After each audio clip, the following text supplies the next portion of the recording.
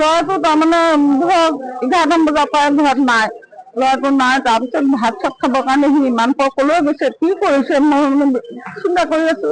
তাৰপৰা নাই, এতিয়া গধূলি টাইমত দেখিছো যে সি মানে গোটেই তেজে তেজে লুটি পেলাই ক'ত কি হ'ল, কোনে কি কৰিলে বোলে বাইপাছত বোলে মথা ডঙৰ তাক মোক মাৰিলে, কোনে মাৰিলে চিনি নাপায়, সেইবোৰ মই নাজানো বোলে মোক এনেকে মাৰিলে। আমাৰ গাঁৱৰ এজন যুৱক তাহিৰুদ্দিন আলি, এনেকে মুনু বুলি কয়, এজন মানসিক বিকাৰগ্ৰস্ত ল'ৰা।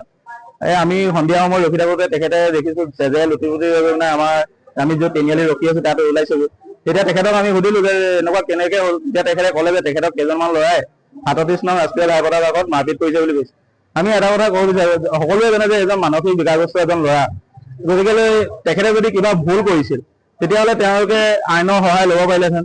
কিন্তু আইনৰ সহায় নলৈ নিজে যেনেকৈ আইন হাতত তুলি এটা মানসিক বিকাৰগ্ৰস্ত ল'ৰা যি ধৰণে আক্ৰমণ কৰিলে, ই সঁচাকৈ লজ্জাজনক কথা। ইতিমধ্যে আৰক্ষী আহি পাইছেহি। আমি আৰক্ষীক এই ঘটনাৰ উচিত তদন্ত কৰি যাতে ন্যায় দিয়ে ল'ৰাজনক, তাৰ বাবে আমি অনুৰোধ জনাইছো। আৰু আমাৰ যুৱ সমাজে ল'ৰাজনক আনি তেখেতৰ অৱস্থা দেখি আমি প্ৰগতি হস্পিটেললৈ আনি তেখেতক চিকিৎসা কৰাবলৈ ব্যৱস্থা কৰিছো। ৩৭ নং ৰাষ্ট্ৰীয় ঘাইপথৰ কাষত তেখেতে কোনোবা ল'ৰা কেইজনমান মাৰিছে বুলি কৈছে প্লান্ট এটাৰ ওচৰত। সেই কথাখিনি তেখেতে জনাব আপোনালোকক। আমি তেখেতক ততাতৰিকে আমি প্ৰগতি চিকিৎসালয়লৈ লৈ আহিছো। ল'ৰাটো তাৰমানে ধৰক 11মান বজাৰ পৰা ঘৰত নাই, ল'ৰাটো নাই। তাৰপিছত ভাত চাত খাবৰ কাৰণে সি ইমান কলৈ গৈছে, কি কৰিছে মই চিন্তা কৰি আছো। তাৰপৰা নাই, এতিয়া গধূলি টাইমত দেখিছো যে সি মানে গোটেই তেজে তেজে লুটি পেলাই ক'ত কি হ'ল, কোনে কি কৰিলে বোলে বাইপাছত বোলে মথা ডঙৰ তাক মোক মাৰিলে, কোনে মাৰিলে চিনি নাপায়, সেইবোৰ মই নাজানো বোলে মোক এনেকে মাৰিলে। আমাৰ গাঁৱৰ এজন যুৱক তাহিৰুদ্দিন আলি, এনেকে মুনু বুলি কয়, এজন মানসিক বিকাৰগ্ৰস্ত ল'ৰা। আমি সন্ধিয়া সময়ত ৰখি থাকোতে তেখেতে দেখিছো তেজে লুটি পুটি মানে আমি য'ত তিনিআলি ৰখি আছো তাত ওলাইছো। তেতিয়া তেখেতক আমি সুধিলো যে এনেকুৱা কেনেকে হ'ল। তেতিয়া তেখেতে ক'লে যে তেখেতক কেইজনমান ল'ৰাই ৩৭ নং ৰাষ্ট্ৰীয় ঘাইপথৰ আগত মাৰপিট কৰিছে বুলি কৈছে। আমি এটা কথা ক'ব বিচাৰো, সকলোৱে জানে যে এজন মানসিক বিকাৰগ্ৰস্ত এজন ল'ৰা, গতিকে তেখেতে যদি কিবা ভুল কৰিছিল তেতিয়াহ'লে তেওঁলোকে আইনৰ সহায় ল'ব পাৰিলেহেঁতেন।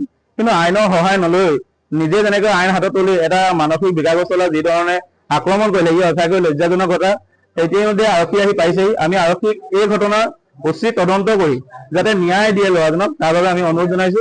আৰু আমাৰ যুৱ সমাজে ল'ৰাজনক আনি তেখেতৰ অৱস্থা দেখি আমি প্ৰগতি হস্পিটেললৈ আনি তেখেতক চিকিৎসা কৰাবলৈ ব্যৱস্থা কৰিছো। ৩৭ নং ৰাষ্ট্ৰীয় ঘাইপথৰ কাষত তেখেতে কোনোবা ল'ৰা কেইজনমান মাৰিছে বুলি কৈছে প্লান্ট এটাৰ ওচৰত।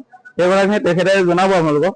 আমি তেখেতক ততাতৰিকে আমি প্ৰগতি চিকিৎসালয়লৈ লৈ আহিছো। যিকোনো খবৰৰ বাবে যোগাযোগ কৰক আমাৰ এই নম্বৰত 9181 307 2221।